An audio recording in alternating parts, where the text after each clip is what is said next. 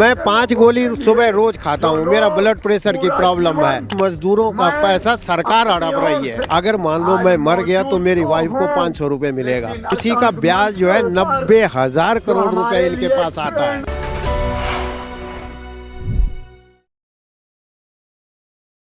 EPS 95 employees pension scheme 95 सरकार जो है एक बिल लेकर के आई है और उस वक्त इन्होंने लोगों को आश्वासन दिया कि हम आपके लिए ऐसी स्कीम ला रहे हैं कि आपको बहुत बढ़िया पेंशन आपके बुढ़ापे में मिलेगी।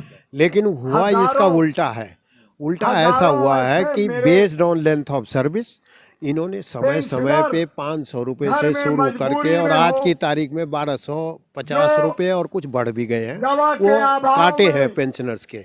और वो जो कुछ अमाउंट PF फंड में चला जाता है और कुछ अमाउंट पेंशन स्कीम में चला जाता है। इसमें इन्होंने बाद में ये कहानी कर दी है कि भाई अगर मान लो किसी एक एम्प्लॉय का किसी का 1 लाख रुपया जमा होगा, किसी का 5 लाख जमा होगा, किसी का 10 लाख जमा होगा, based on salary and based on length of service. जिस तरीके से औसत इन्होंने हमारी जो EPS 95 संघर्ष समिति है, इन्होंने तमाम आंकड़े इकट्ठे किए हैं कि औसतन 20 लाख रुपया जो है एक एक कर्मचारी का इनके पास है। EFO जो है हमारा डिपार्टमेंट, EFO जो है इसके पास कई करोड़ रुपए मतलब जो है सब पेंशन वालों का फंड का जमा है और वो करीब करीब 9 लाख करोड़ रुपया है। अब 75 लाख पेंशनर्स हैं जिसमें ये पेंशन देते हैं, बहुत कम अमाउंट जाता है। मतलब इवन आज हमें पता चला कि 235 से 250 रुपए भी पेंशन मिलती है। उसमें क्या आदमी खाएगा, क्या करेगा? ये सारे बुजुर्ग लोग हैं। और इसमें दिक्कत इस बात की है कि हम सरकार से भीख नहीं मांग रहे हैं, ये सरकार से पेंशन नहीं मांग रहे हैं। हम सिर्फ ये कह रहे हैं कि जो हमारा पैसा है वो हमारे पैसे का ब्याज वापस दे दो। तो वो ब्याज के बराबर भी पैसा नहीं दे रहे हैं और ये उससे करोड़ों रुपया कमा रहे हैं उस पैसे से। और EFO के पास करोड़ों रुपया और ये तमाम लोगों को बांटा जा रहा है, ये खुद खा रहे हैं, लेकिन हमारा पैसा हमें उचित पैसा नहीं दे रहे हैं। अब इसमें ये भी एक बात है कि इन्होंने कानून ऐसा बना रखा है कि अगर मान लो मुझे मिनिमम पेंशन 1000 रुपये मिल रही है, अगर मान लो मैं मर गया तो मेरी वाइफ को 500 रुपये मिलेगा और अगर वो भी मर गई तो वो पैसा सरकार का हो जाएगा, मूलधन सरकार का हो जाएगा। कानून ये बना रखा है। तो बड़ी छूट होनी चाहिए थी कि भाई ठीक है, हम पेंशन स्कीम में नहीं आएंगे, हमारा पैसा हमें वापस दे दो। वो नहीं, इन्होंने कानून बना दिया है ऐसा कि वो आप वापस नहीं ले सकते हैं। मतलब मजदूरों का पैसा सरकार हड़प रही है। ये इस तरीके से हो गया है।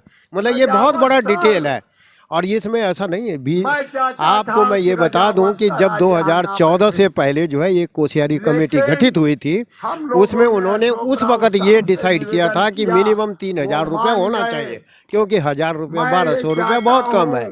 तो लेकिन उसको भी नहीं माना गया। उस वक्त हमारे BJP की जो सांसद ये प्रवक्ता थे प्रकाश जावड़ेकर जी, इन्होंने कहा था कि अगर हमारी सत्ता आई तो हम जो है वो करेंगे, हम आपकी लड़ाई लड़ेंगे और इस पेंशन को लागू करेंगे। 9 साल हो गए, आज तक इन्होंने कुछ भी नहीं किया। तो ये बड़ी शर्म की बात है। मतलब आज जब ये आमरण अनशन पे बैठ गए लोग, तो इससे क्या लगता है कि सरकार की नींद खुलेगी क्या? खुलनी चाहिए, और अगर नहीं खुलेगी तो हम लोग तो तैयार है पीछे से। मतलब ये संख्या आज कम नहीं है, ये तो शुरुआत है अभी।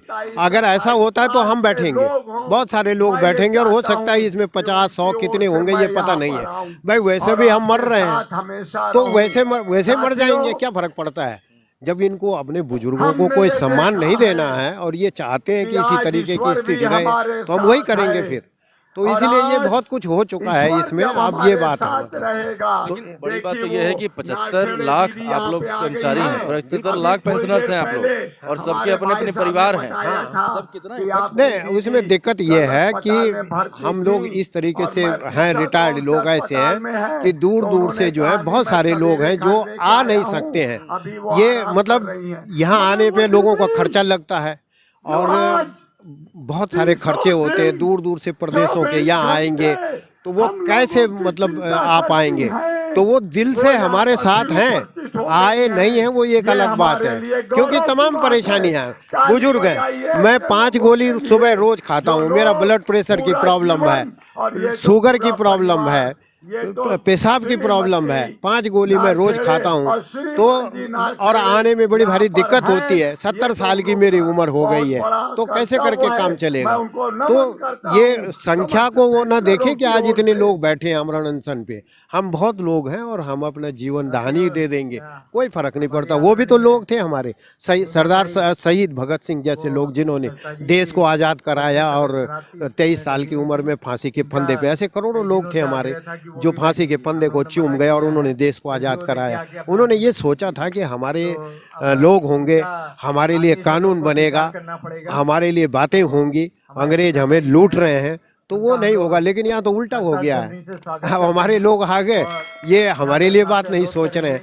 अब इनके लिए अपने लिए कैसे कानून बना लेते हैं। अपने पेंशनों को तो ये विधायक बनते हैं, एक दिन का विधायक बन गया, उनकी पेंशन लग गई, 4-4 पेंशन ले रहे हैं, है ना। तो ये अपने लिए कैसे इनका कानून बनता है? तो फिर हमारे लिए क्यों मजबूरी है? जबकि इनके पास जो ईएफओ के पास, पीएफ ऑफिस के पास जो पैसा है वो 9 लाख करोड़ के करीब है। उसी का ब्याज जो है 90,000 करोड़ रुपए इनके पास आता है। उसी में से हमारी जो डिमांड है ये बहुत कम है, 7,500 रुपये। हम तो मांग ही नहीं रहे हैं ज़्यादा, तो उतना तो कम से कम इनको देना चाहिए। और हम कितने दिन जिएंगे? 2-4 साल, 2 साल, 5 साल, रोज जो है हजारों लोग हमारे जो है, तो एक मान सम्मान की बात, मान सम्मान की बात है। तो हम ज़्यादा तो मांग नहीं रहे हैं, 7,500 रुपये क्या अमाउंट होता है?